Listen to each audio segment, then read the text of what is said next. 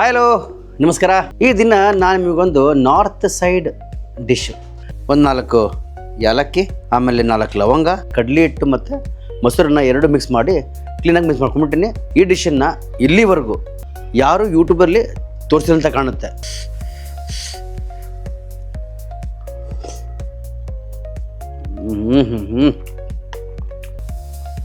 ಅಡುಗೆ ಯಾವ ಥರ ಮಾಡಿ ಯಾವಾಗಾರ ಮಾಡಿ, ಆದರೆ ಪ್ರೀತಿಯಿಂದ ಮಾಡಿ.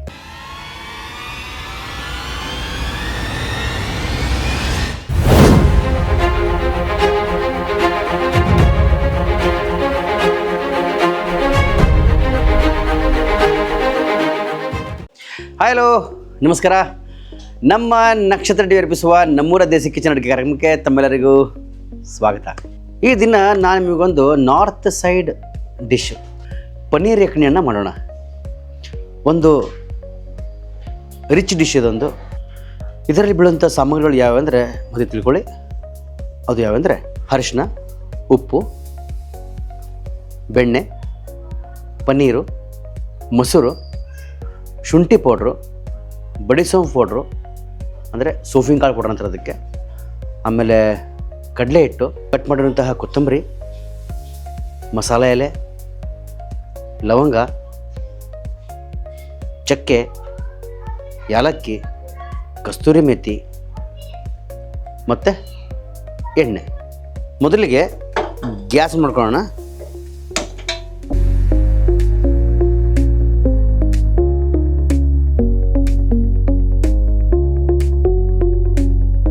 ಕಟ್ ಮಾಡ್ಕೊಂಡಿದ್ದೀನಿ ಪನ್ನೀರನ್ನ, ಅದರಲ್ಲಿ ಹಾಕೋಣ. ಅದ್ರ ಜೊತೆಗೆ ಇದರಲ್ಲಿ ಒಂದು 4 ಏಲಕ್ಕಿ, ಆಮೇಲೆ 4 ಲವಂಗ, ಆಮೇಲೆ ಚಕ್ಕೆ, ಆಮೇಲೆ 1-2 ಬೇ ಲೀವ್ಸು ಅಂದರೆ ಮಸಾಲೆ ಎಲೆ, ಸ್ವಲ್ಪ ಕಸ್ತೂರಿ ಮೆಥಿ ಮತ್ತು ಸ್ವಲ್ಪ ಉಪ್ಪು.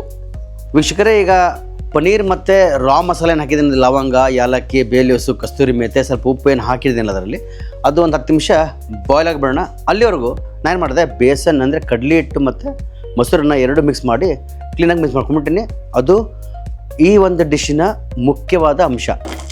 ಈಗ ಎಣ್ಣೆ ಕಾದಿದೆ. ಈಗ ಇದನ್ನು ಮಾಡೋಣ. ಸ್ವಲ್ಪ ನಾವು ಬೇ ಲೀವ್ಸು, ಸ್ವಲ್ಪ ಲವಂಗ, ಸ್ವಲ್ಪ ಏಲಕ್ಕಿ, ಒಂದು 4 ಏಲಕ್ಕಿ ಮತ್ತು ಸ್ವಲ್ಪ ಕಸ್ತೂರಿ ಮೆಥಿನ ಹಾಕ್ಕೊಂಡಿದ್ದೀವಿ.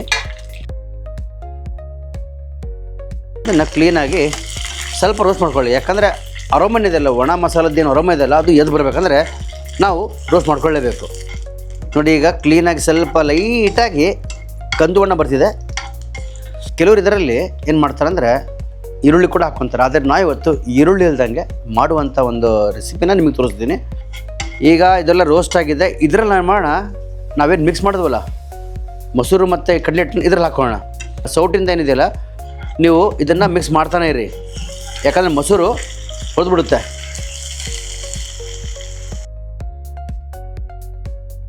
ನೀವು ಎಲ್ಲಿ ಮಟ್ಟ ಇದು ನೀವು ಸೌಟ್ ಆಡಿಸ್ಬೇಕಂದ್ರೆ ಲೈಟಾಗಿ ಬಾರ್ಡ್ರ್ ಎಣ್ಣೆ ಬಿಡೋ ಮಟ್ಟ ಸ್ವಲ್ಪ ನೀವು ಕೈ ಆಡಿಸ್ತಿರ್ಬೇಕು. ಇದ್ರ ಜೊತೆಗೆ ನೋಡೋಣ ಸ್ವಲ್ಪ ಶುಂಠಿ ಪೌಡ್ರ್ ಹಾಕೋಣ. ಇದರಲ್ಲಿ ಇದು ಒಂದು ಮುಖ್ಯವಾದ ಅಂಶ.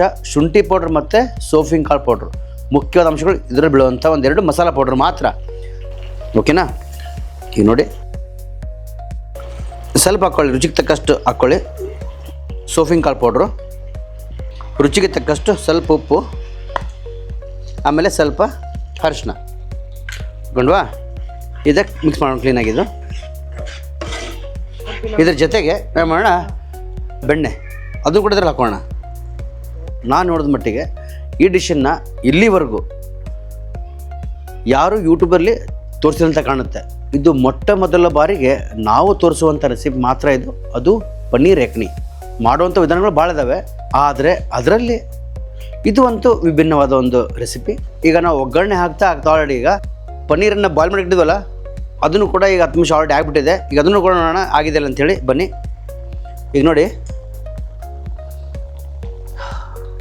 ಅರೋಮ ಬರ್ತಿದೆ. ಅದು ಲವಂಗ, ಏಲಕ್ಕಿ, ಚಕ್ಕೆ, ಅದೆಲ್ಲ ಬೇ ಲೀವ್ಸ್ ಎಲ್ಲ ಹಾಕಿ ಏನು ಮಾಡಿದ್ದೇವಲ್ಲ, ಅದೊಂಥರ ಫ್ಲೇವರ್ ಎದ್ದು ಬರ್ತಿದೆ.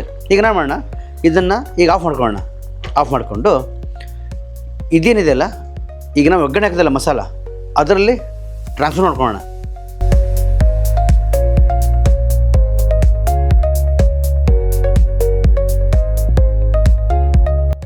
ಒಗ್ಗರಣೆ ಹಾಕಿದ್ದಾತು. ಒಗ್ಗರಣೆಯಲ್ಲಿ ನಾವು ಬಾಯ್ಲ್ ಮಾಡಿರೋಂಥ ಪನ್ನೀರು ಕೂಡ ಹಾಕ್ಕೊಂಡಿದ್ದಾತು. ಈಗ ಇದು ಒಂದು 15ರಿಂದ 20 ನಿಮಿಷ ಮಾಡೋಣ, ಬಾಯ್ಲ್ ಮಾಡೋಕ್ಕೆ ಬೇಡ. ವೀಕ್ಷಕರೇ, ಈಗ ನಮ್ಮ ಪನ್ನೀರ್ ಯಖನಿ ರೆಡಿಯಾಗಿರ್ಬೋದು ಬಹುಶಃ. ಬನ್ನಿ ನೋಡ್ಕೊಳ್ಳೋಣ ಆಗಿದ್ದಿಲ್ಲ ಅಂಥೇಳಿ. ಬನ್ನಿ.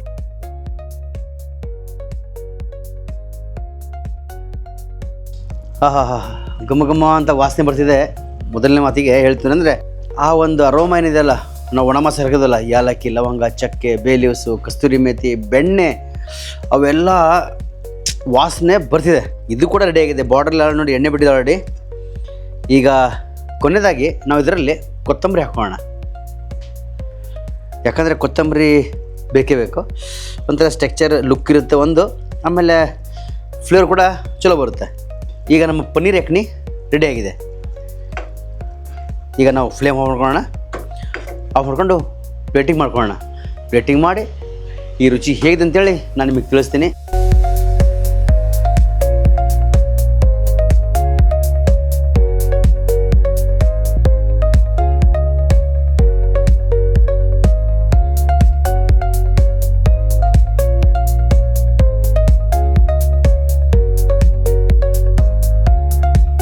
ವೀಕ್ಷಕರೇ, ಈಗ ಪ್ಲೇಟಿಂಗ್ ಕೂಡ ಆಗಿದೆ. ಈಗ ಒಂದೇ ಒಂದು ಕೆಲಸ, ಅದು ಟೇಸ್ಟ್ ಮಾಡಿ ಹೇಗಾಗಿದೆ ಅಂಥೇಳಿ ನಿಮಗೆ ತಿಳಿಸುವಂಥ ಒಂದು ಸಮಯ. ಬನ್ನಿ ನೋಡೋಣ ಹೇಗೆ ಸಾಫ್ಟ್ ಆಗಿದ್ದೋ ಇಲ್ಲೋ.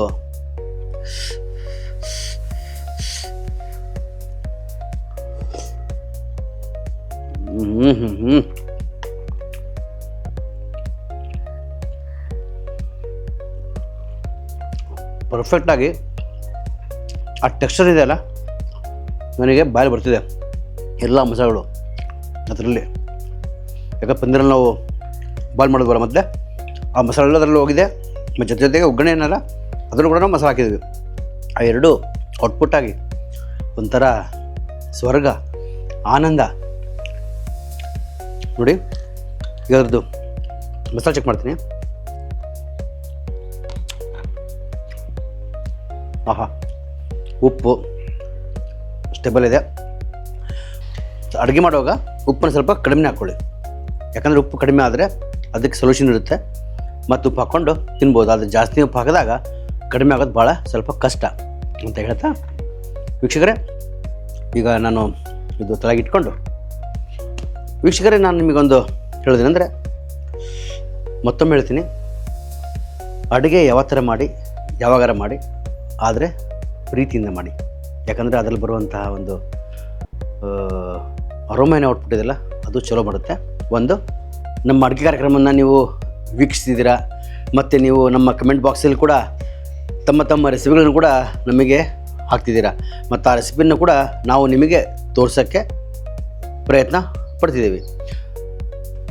ಯಾವುದಾದ್ರೂ ರೆಸಿಪಿ ಏನಾದರೂ ನೀವು ಹಾಕಿರೋಂಥ ಕಮೆಂಟ್ಸಲ್ಲಿ ಬಂದಿಲ್ಲ ಅಂದರೆ ಮತ್ತೆ ಬರುವಂಥ ಎಪಿಸೋಡಲ್ಲಿ ನಾನು ನಿಮಗೆ ತೋರಿಸ್ತೀವಿ. ಒಂದು, ಇನ್ನೊಂದು, ನಮ್ಮ ಚಾನಲನ್ನು ನಿಮ್ಮ ಸ್ನೇಹಿತರಿಗಾಗಲಿ ನಿಮ್ಮ ಫ್ರೆಂಡ್ಸೇ ಆಗಲಿ ಸಬ್ಸ್ಕ್ರೈಬ್ ಮಾಡಿಸೋದನ್ನು ಮರಿಬೇಡಿ. ವೀಕ್ಷಕರೇ, ನಾವು ಒಂದು ಅಡುಗೆ ರೆಡಿ ಮಾಡೋದು ಭಾಳ ಸಮಯ ಹಿಡಿಯುತ್ತೆ. ಅದನ್ನು ನಾವು ಎಡಿಟ್ ಮಾಡಿ ನಿಮ್ಮೊಂದಿಗೆ ಕೇವಲ 10 ನಿಮಿಷದಲ್ಲಿ ಅಥವಾ 6-7 ನಿಮಿಷದಲ್ಲಿ ಮುಗಿಸ್ಬಿಡ್ತೀವಿ.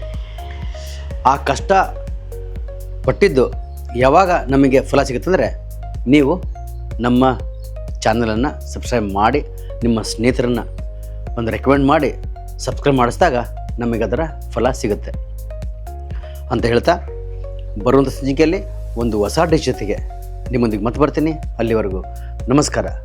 ಅಲ್ಲಿವರೆಗೂ ತಮ್ಮ ಆರೋಗ್ಯ ಬಗ್ಗೆ ಗಮನ ಇರಲಿ. ನಗ್ತಾ ಇರ್ರಿ, ನಗಿಸ್ತಾ ಇರ್ರಿ. ಬಾಯ್ ಬಾಯ್.